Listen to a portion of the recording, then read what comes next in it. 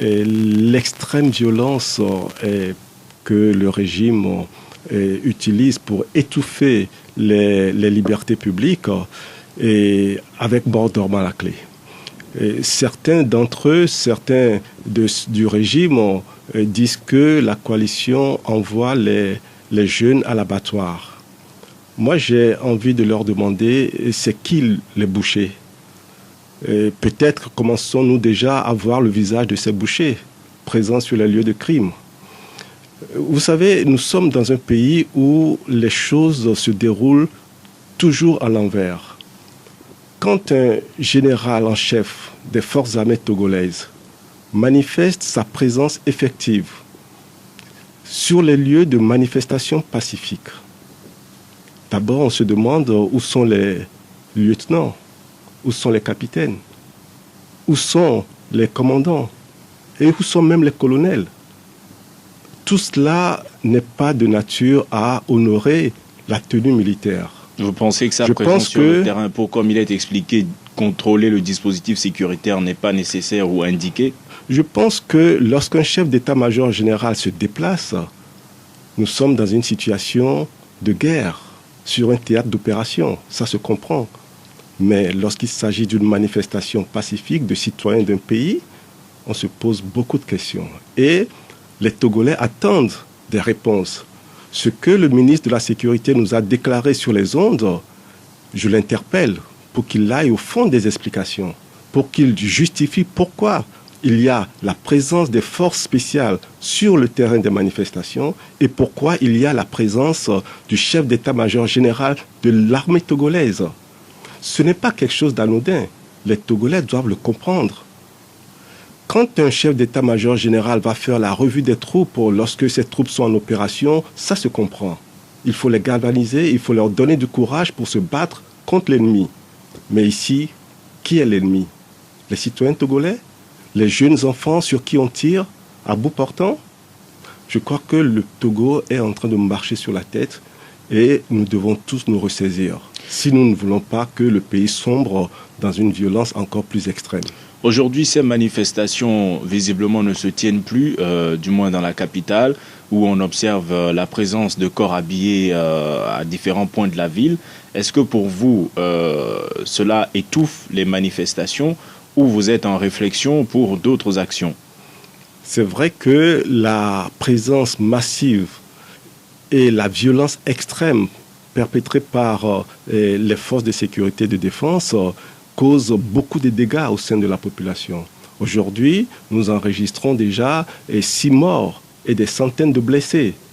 Bien entendu, les Togolais sont dans une démarche pacifique et cela peut apparaître par moments que les manifestations ne se déroulent pas comme il se doit. C'est vrai.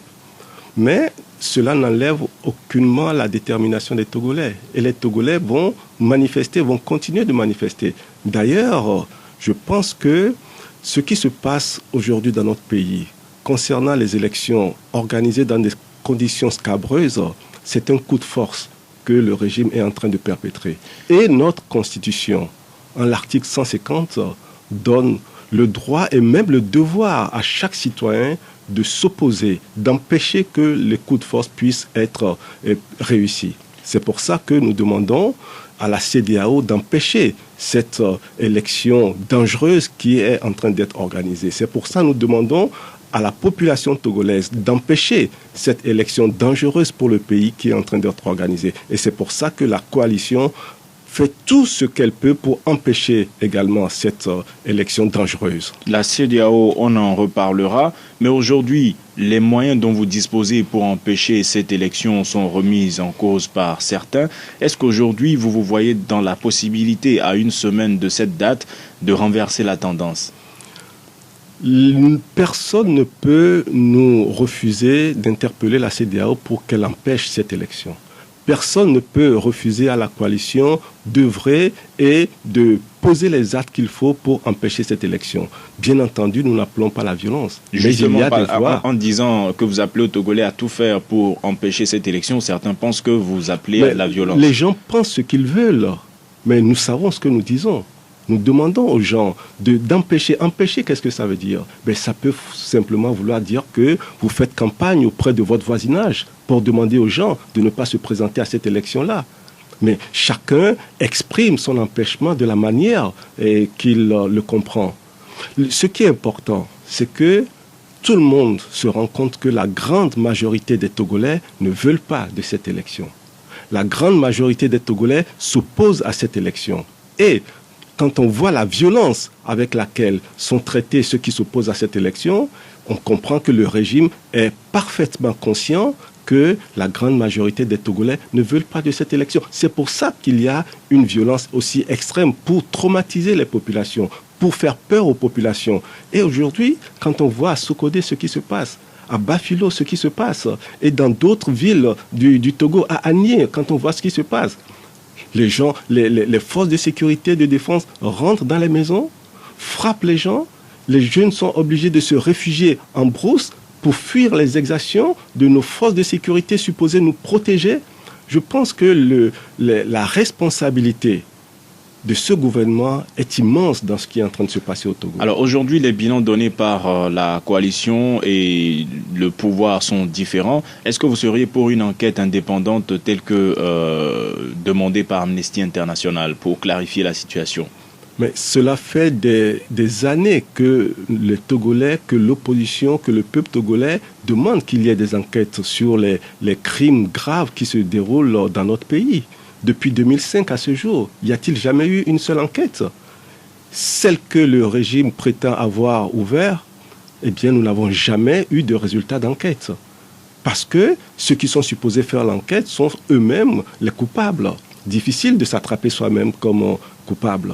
Si vous nous rejoignez à l'instant, vous écoutez Nana FM, nous sommes dans le débat aujourd'hui avec Nathaniel Olympio, le président du Parti des Togolais, parti membre de la coalition, en train de nous interroger. À une semaine de la date du 20 décembre 2018, la coalition devrait-elle maintenir sa position pour un report? Et vous, auditeurs, pourrez dans 5 minutes participer à ce débat en composant le 91 09 71 71 ou le 96 61 58 58. Vos réactions sont également attendues sur la page Facebook de Nana FM. Aujourd'hui, les appels à l'endroit de la CEDEAO se multiplient. Pratiquement tout le monde lui lance un appel sur les ondes tous les matins, notamment la BBC Afrique. Les citoyens africains en appellent à cette institution, les organisations non gouvernementales, les églises. Mais la CEDEAO en tant qu'institution, comment comprenez-vous sa réaction ou plutôt l'absence de réaction de sa part? Je commencerai par dire que, de mon point de vue, les chefs d'État de la CEDEAO sont en grande partie responsables de la situation présente. Ils ont fixé une feuille de route. Ils ont donné une date à laquelle la coalition s'est fermement opposée en les alertant sur le risque que comporte la fixation de cette date.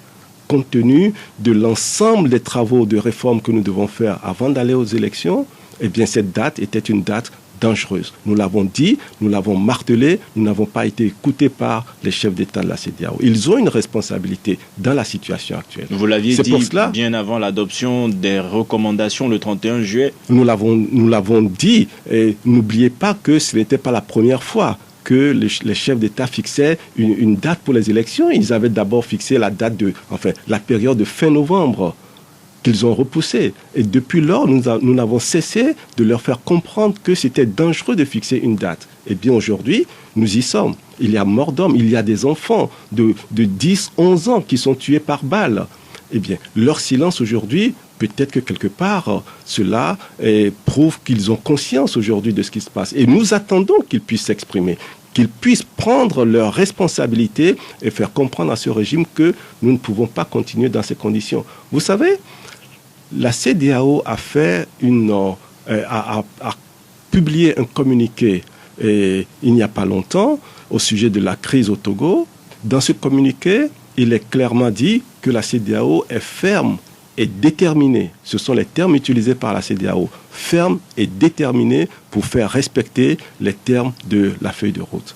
Eh bien, nous attendons cette fermeté et nous attendons cette détermination, qu'elle se mette en œuvre et qu'elle puisse arrêter cette spirale de violence. On ne peut pas se taire lorsque les forces de sécurité tirent à balles réelles sur des jeunes enfants. C'est inacceptable. C'est l'avenir du Togo qui est en jeu.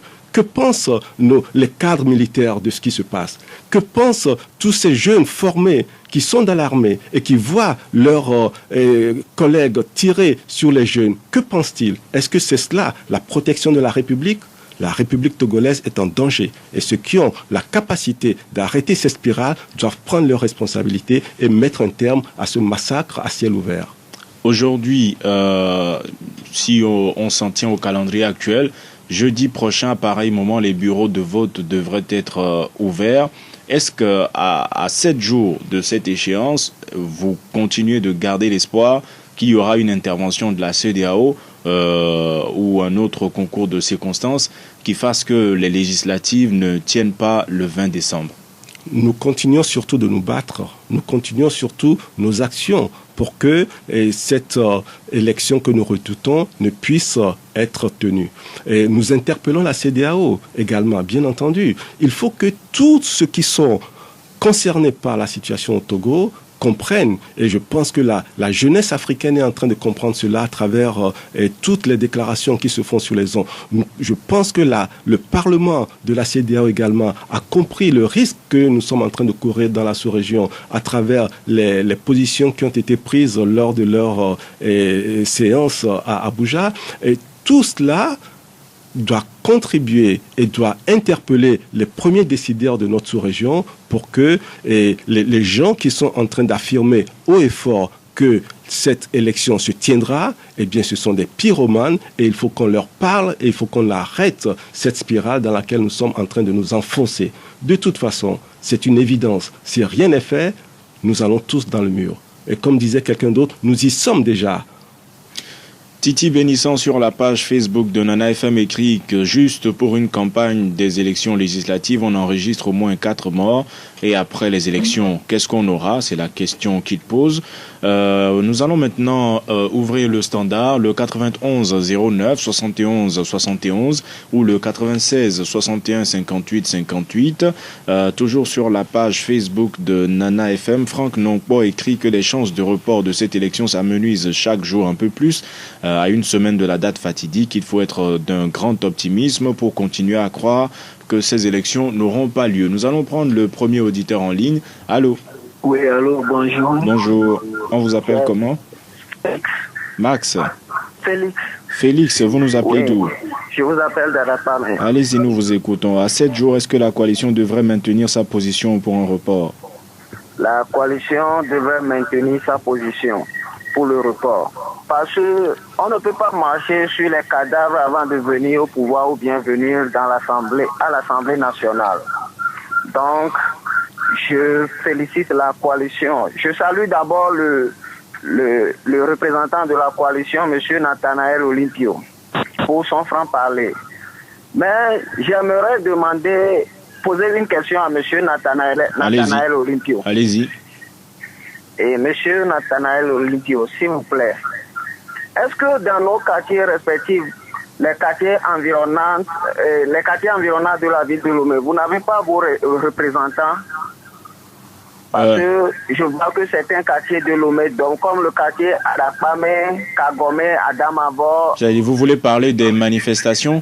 Oui, je parle des manifestations. Bien. Merci Félix d'avoir participé à ce débat.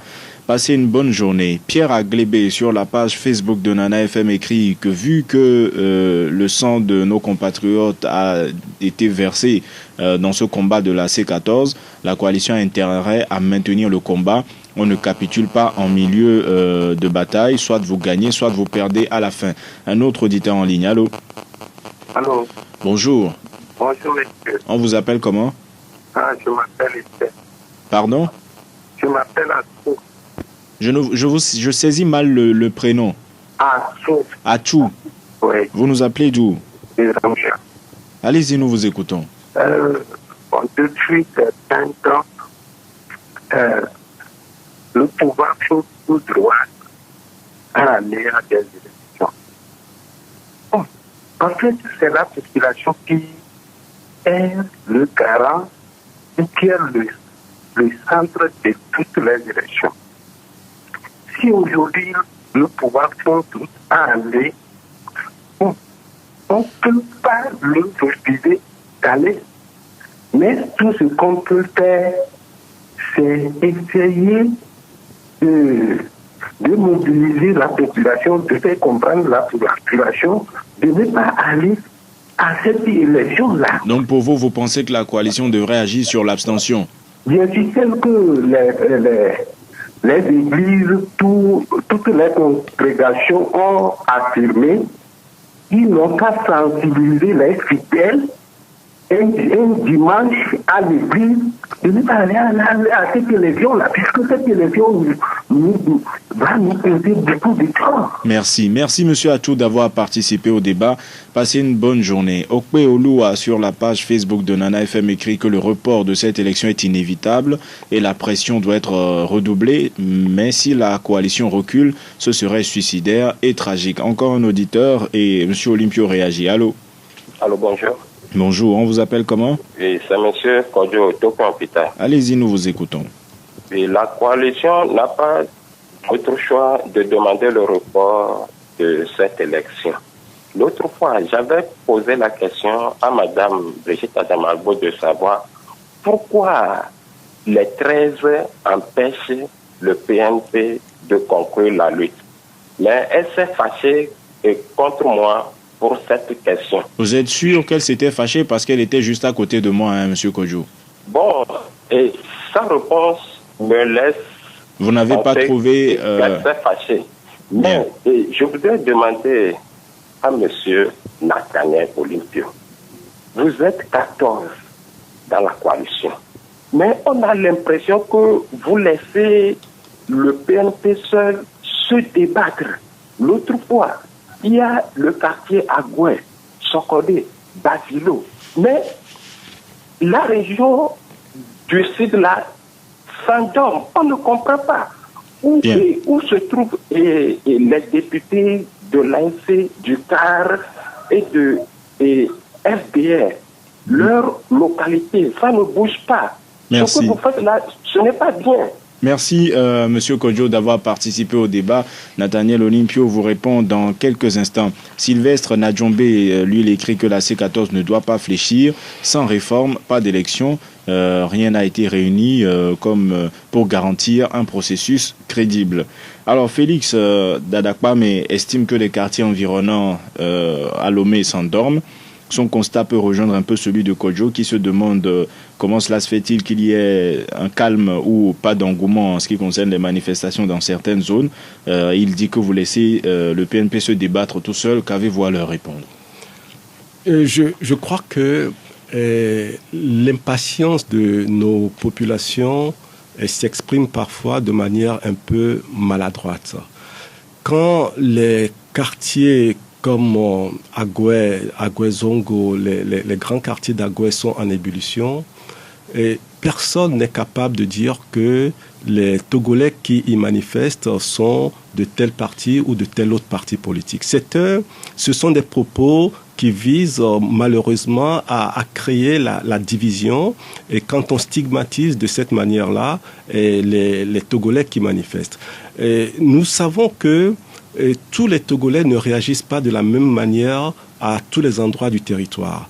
Mais ce que nous devons garder à l'esprit, c'est que la majorité des Togolais veulent le changement. Et les citoyens togolais prendront toujours sur eux-mêmes de réagir et d'exprimer leur mécontentement au moment qu'ils le souhaitent, au moment où ils le veulent. Et je dirais à M. Kodjo de sortir et de manifester et de faire venir les voisins pour qu'ils manifestent ensemble.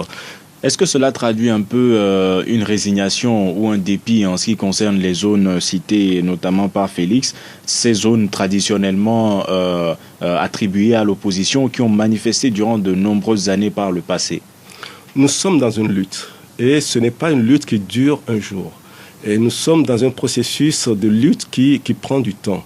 Et laisser à chaque Togolais le soin d'apprécier le moment qu'il choisit d'exprimer sa colère, d'exprimer son mécontentement. Je reste persuadé qu'aucun quartier de Lomé n'est dans la résignation. Bien au contraire, quand nous faisons les manifestations, vous voyez le nombre de personnes qui sortent?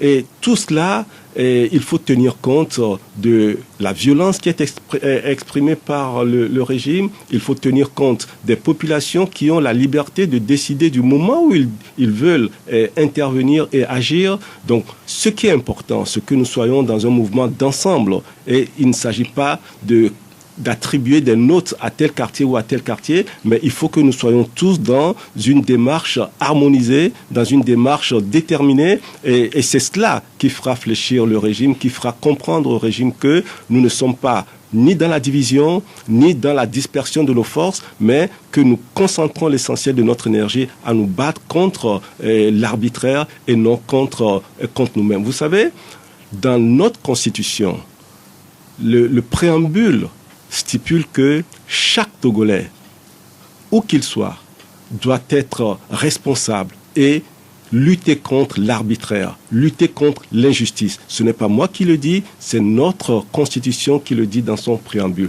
C'est pour cela que tous les Togolais se dressent aujourd'hui contre ce que fait ce régime. Maintenant, M. Atchou pense que vous n'avez pas la capacité d'empêcher le pouvoir d'organiser les élections. Il vous recommande plutôt de travailler sur les Togolais en les incitant à s'abstenir, à ne pas aller voter. Eh bien, je demande à M. Atchou de faire cela, d'inciter les Togolais à exprimer leur mécontentement, d'inciter les Togolais à ne pas aller voter. Mais à la coalition, nous ne voulons pas rester à la maison les bras croisés, en priant que... Vous pensez que ça ne suffira pas, s'abstenir? En priant que l'élection ne se tienne pas. Nous devons agir, nous devons nous exprimer, nous devons interpeller la communauté, nous devons interpeller la conscience des citoyens. Et c'est ce que M. Atchou doit faire. Il faut que chacun, dans sa capacité d'action, puisse poser les actes qu'il faut, les propos qu'il faut, qui sont de nature à freiner la marche folle du régime vers cette élection dangereuse. Le 91 09 71 71 ou le 96 61 58 58, auditeur en ligne. Allô? Allô? Auditeur en ligne, bonjour. Oui, on vous appelle comment? Allô? Oui, on vous appelle comment? Je m'appelle Yves. Yves, vous nous appelez d'où? Allô? Oui, vous nous appelez d'où? Oui, j'appelle Davido Gomez. Allez-y, nous vous écoutons. Oui, s'il vous plaît, monsieur le journaliste, je dis bonjour aussi à l'invité. Je voudrais intervenir sur un certain nombre de sujets. Allez-y rapidement, nous vous écoutons. D'accord. Moi, je voudrais demander à l'invité pour voir si il ne croit pas avec moi qu'avec une nouvelle Assemblée nationale, on pourra avoir des réformes. Parce que pendant longtemps, les gens sont à l'Assemblée nationale et ils ne veulent jamais s'entendre. Jamais. Ce n'est Togolais, nous les pauvres, qui mourront pour leur propre intérêt. Je suis sûr que cette nouvelle Assemblée nationale, sans l'ancienne opposition, et nous savons très bien que dans au niveau du pouvoir, il y a des nouveaux qui sont arrivés et pourront s'entendre pour faire des réformes pour nous, Togolais. Alors, Yves. Parce que les Togolais ne meurent plus pour les intérêts égoïstes des uns et des autres. Je vous en prie. Les Togolais nous appartiennent tous. Yves. Personne n'a le monopole. Personne n'est privilégié. Oui, Yves, est-ce que vous m'écoutez? Yves. Oui. Donc, si on comprend bien votre raisonnement, vous estimez que c'est l'opposition actuelle qui a fait obstacle aux réformes à l'Assemblée nationale durant ces 5 ou 6 dernières années? J'ai dit que c'est l'opposition qui a fait des obstacles. Nous-mêmes, tous nous le savons. Bien, merci d'avoir participé au débat et d'avoir partagé votre opinion avec nous. Passez une excellente journée. Le 91 09 71 71 ou le 96 61 58 58, auditeur en ligne. Allô? Auditeur en ligne, allô? Allô? Oui, bonjour. Bonjour, Antoine. On vous appelle comment? Monsieur Folly, Allez-y, nous vous écoutons, Monsieur Folly. Monsieur Lucie, bonjour. Bonjour. Courage. Bon, au fait, selon mes analyses, nous sommes arrivés à un niveau où chacun doit décider de la suite de la lutte à son niveau. Un report, la coalition peut encore envisager. Je ne dirais pas la coalition, le peuple togolais qui est contre ce mascarade peut encore envisager un report. Mais j'ai un souci. Vous voulez bien baisser le volume de votre radio, s'il vous plaît, Monsieur Folly? Déjà fait. j'ai un souci, monsieur Olympio. Mais voyez-vous pas que la CEDEAO est complice et il y a beaucoup de choses qui se disent en coulisses et puis le peuple togolais est laissé sur son sort. Bien, merci. Est-ce qu'il n'est pas possible, ce ne serait pas possible pour la CEDEAO d'intervenir en voyant les militaires tirer sur les enfants pour retirer l'armée de cette lutte? Merci. Merci, Monsieur Folli, d'avoir participé au débat. Et on précise que les versions sont différentes. Pour le ministre de la Sécurité, il n'y a aucun lien entre la présence du chef d'état-major général de l'armée sur le terrain et la mort du jeune en question. Nous allons prendre encore un auditeur en ligne et Monsieur Olympio réagira. Allô? Allô? Bonjour. Bonjour. On vous appelle comment? On vous appelle Kofi. Kofi, vous nous appelez d'où? Je vous appelle depuis Agoulé. Allez-y, nous vous écoutons. À votre avis, est-ce que la coalition devrait maintenir sa position à 7 jours de l'élection? On devait maintenir, bien, bel et bien. On devait maintenir jusqu'au bout. Parce que s'il laisse, c'est une catastrophe pour le pays. Puisque nous tous, nous sommes dans ce pays depuis Yassingbe jusqu'au fils.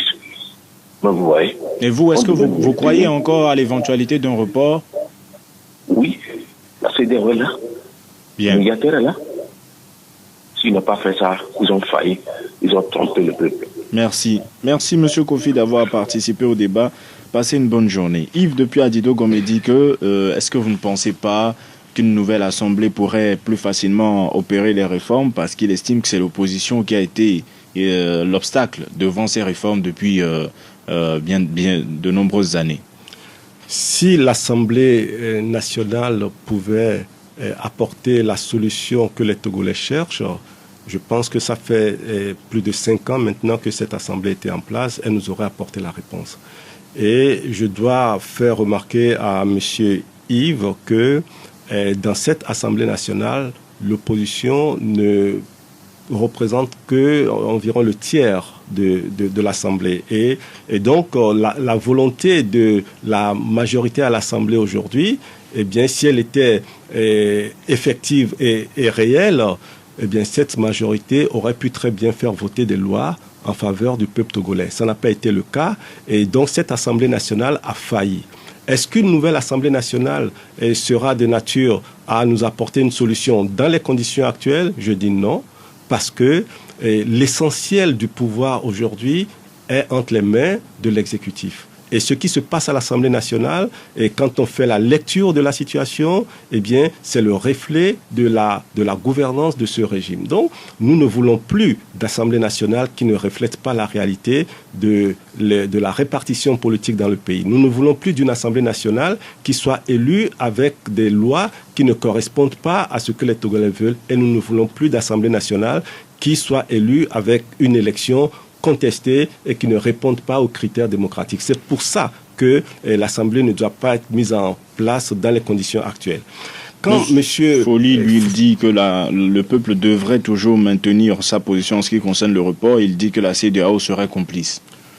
Je n'irai pas jusqu'à dire cela, mais parfois, quand on voit les postures de certains chefs d'État, on se demande s'ils ne règlent pas des problèmes intérieurs à leur pays à travers leur participation à la recherche de solutions dans la crise togolaise. Mais nous savons tous que personne ne manque d'intérêt. Tous ceux qui interviennent au Togo interviennent avec leurs propres intérêts. C'est pour ça que les Togolais doivent savoir qu'ils sont les seuls défenseurs de leur propre liberté, de leur propre démocratie. Et c'est pour cela que la coalition demande encore et insiste pour que les Togolais soient dans l'action, soit dans la détermination, pour que, d'une part, il n'y ait pas cette élection-là, mais surtout que nous continuions de nous battre pour avoir l'alternance. Ne l'oublions pas. C'est ce que nous poursuivons majoritairement et essentiellement. Monsieur Kofi pense que si ces élections tiennent le 20, ce serait une catastrophe.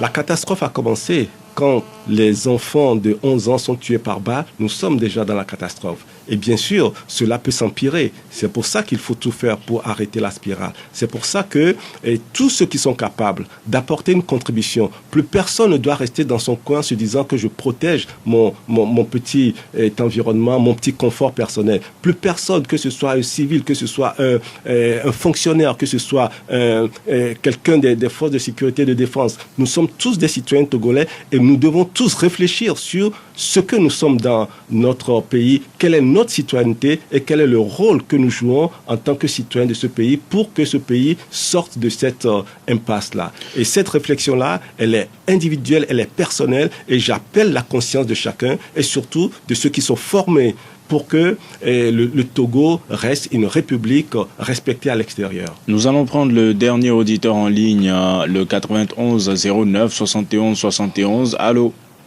Allô, bonjour. Bonjour, monsieur Maglo, comment allez-vous? Ça va très bien. Généralement, vous êtes toujours le premier à entrer en ligne. Non, depuis quelque temps, je suis toujours le dernier. Allez-y, nous vous écoutons. Vous ne me prenez pas. Ah, c'est ça. Je sais pas si vous le faites exprès. Monsieur Maglo, Oui. moi je suis ici et on ne prend même pas la peine de savoir qui nous appelle ou pas. On décroche à chaque appel, d'accord? Ah non, on peut le savoir, hein. Donc on me met sur la liste noire. Ah non, pas du tout. Vous ne nous voyez pas faire ça, monsieur Maglo. Bien, ok, allez-y, nous vous écoutons d'Agoué. La question là, je suis un peu étourdi là.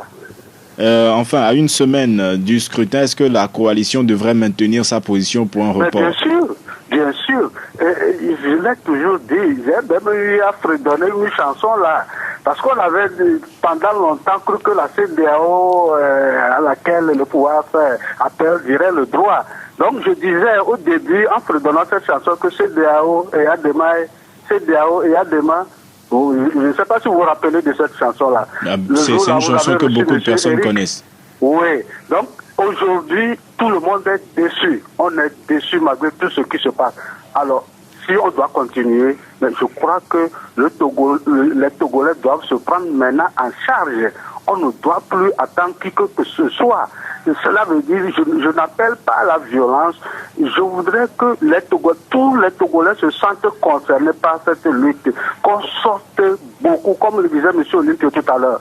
Ce n'est pas le nombre qui va envahir l'armée, mais il faut prouver à la communauté internationale que les Togolais ne veulent pas ce que là où le pouvoir nous conduit. Merci. Tout juste cela, ça suffit pour que ces députés-là, ces parlementaires qui sortiront de cette élection, qu'on les catalogue, qu'on les mette en exergue, que partout ils seront, et on va dire que voilà les faux députés togolais. Merci Monsieur Maglo d'avoir participé au débat. Passez une bonne journée. Comme Monsieur Maglo, Honoré Agbodbada écrit sur la page Facebook de Nana FM que la coalition devrait maintenir sa position et il voudrait demander à l'invité de les organiser dans tous les quartiers pour des manifestations. Alors, est-ce que des manifestations sont encore possibles dans ce contexte?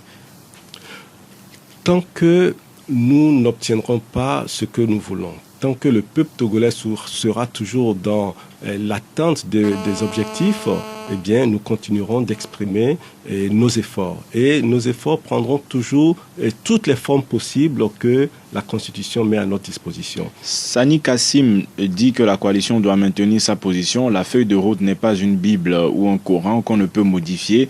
Qu'est-ce que vous en pensez? Il pense qu'on peut changer la date du 20 décembre en mettant le scrutin un peu plus loin. En réalité, ce que les auditeurs doivent garder à l'esprit, c'est que la coalition n'a jamais été préoccupée par une date. La coalition a toujours mis ses efforts pour obtenir la réalisation des réformes. Les réformes ont toujours été notre boussole et nos préoccupations. Ce sont les chefs d'État qui ont posé cette date-là et qui ont créé cette situation difficile dans laquelle nous sommes aujourd'hui. On les rappelle pour qu'ils puissent revenir sur les dégâts qui sont en cours et que nous prenions enfin en compte les premières étapes de la feuille de route, c'est-à-dire la mise en œuvre des réformes. C'est ce qui est important. Et le peuple togolais n'est pas dans la précipitation d'avoir de nouveaux députés. Ce n'est pas la préoccupation. Et nous ne voulons pas que des citoyens togolais marche sur le cadavre des enfants pour arriver à l'Assemblée nationale. C'est ce qui est en train de se passer. Ibrahim Cissé partage ce point de vue. Il dit que c'est vrai que la majorité des Togolais ne veulent pas de ces élections, mais le terme employé par les responsables de la coalition au cours de cette campagne en disant qu'ils feraient tout pour empêcher ces élections, c'est ce terme qui ne sonne pas bien dans les oreilles de la CEDEAO, et il dit que vous devriez changer de stratégie. Qu'est-ce que vous en pensez? Mais quand on appelle à empêcher, mais la CEDEAO a le pouvoir d'empêcher cela. C'est une institution supranationale.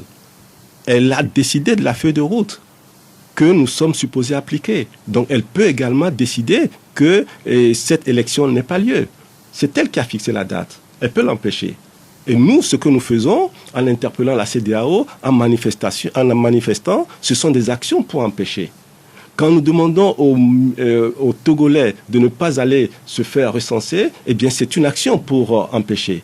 Donc ne donnez pas d'autres connotations aux mots que nous utilisons. Le sens est très clair. Et ce que nous voulons, nous l'avons clairement exprimé. C'est-à-dire faire en sorte que cette élection ne puisse pas se tenir. Et cela passe par différents types d'actions que nous sommes en train de mener. Marcel, qui dit nous écrire depuis Kara, estime que l'opposition doit mettre fin à ces manifestations, même si nous savons que cela relève de leurs droits. Ce qu'ils réclament, ils ont mis la barre très haut. Au moment où le pouvoir en place a accepté d'accorder 3 jours supplémentaires, il devrait accepter d'aller aux élections. La coalition crie qu'on fasse les réformes avant les élections, à la veille du scrutin. Pourquoi depuis sa présence au Parlement, elle n'a fait aucune proposition de loi pour ces réformes? Et je respecte les propos qui sont tenus, mais ma foi, c'est loin de la réalité, donc passons à autre chose si vous voulez bien. Séraphin Edem, la coalition doit impérativement maintenir sa position, étant donné que ces élections ne sont pas organisées de façon consensuelle et ne sont pas conformes au bon sens. Max Gaëtan Ajavon se demande, est-il normal que pour l'avenir d'un seul individu qui a une date de naissance et irrévocablement une date de décès, des milliers d'individus soient sacrifiés, alors qu'eux aussi ont individuellement leur date de décès fixée par l'Éternel? Alors, nous approchons de la fin de ce débat. Comment est-ce que vous appréhendez ou comment entrevoyez-vous le déroulement des événements dans les jours qui viennent? D'abord, je voudrais souligner comment l'immense majorité des forces vives du pays expriment leurs inquiétudes.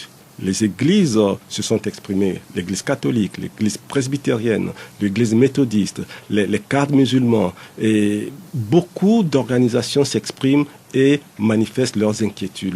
Monseigneur Poduro s'est exprimé. Et tout cela ne peut pas être une conspiration contre un régime. Tout cela relève du bon sens qui est très partagé aujourd'hui par les Togolais. Et le bon sens veut que lorsque on interpelle le régime sur sa lancée dans une élection qui s'avère dangereuse pour le pays et pour les citoyens et pour la sous-région, eh bien le bon sens commande que l'on lève le pied et qu'on puisse regarder ensemble la manière d'aborder une élection dans la sérénité et dans l'acceptation de tous. Quand on fait la sourde oreille et qu'on ne tient compte d'aucune de ces interpellations et qu'on vient déclarer sur les ondes que quoi qu'il arrive, nous irons à notre élection, cela relève de l'arrogance, cela relève du mépris et cela relève simplement d'un égoïsme qui aujourd'hui est incompréhensible des Togolais. Jalilou Abdoulaye est en même temps votre mot de la fin. Il dit que oui, la coalition doit maintenir sa position pour un report. Actuellement, certains candidats aux législatives même souhaitent ce report, car le 20 décembre sera dans l'histoire le jour le plus long et la CEDEAO serait responsable. Est-ce que vous craignez des violences si éventuellement ces élections tenaient le 20? En même temps, votre mot de la fin. J'ai entendu un ministre de la République dire que l'opposition cherche un bain de sang pour attirer la sympathie de la communauté sous-régionale. Mais bon Dieu de bon sang, comment peut-il oser s'exprimer de cette façon? Qui verse le sang? C'est le régime qui verse le sang. Il fait partie de ce régime-là. Donc, il est en train de nous menacer, disant que si vous sortez, nous allons faire couler votre sang. C'est une grande responsabilité qu'il prend, ce ministre. C'est une grande responsabilité devant l'histoire. Et il n'arrête pas de nous dire, vous envoyez les gens à l'abattoir.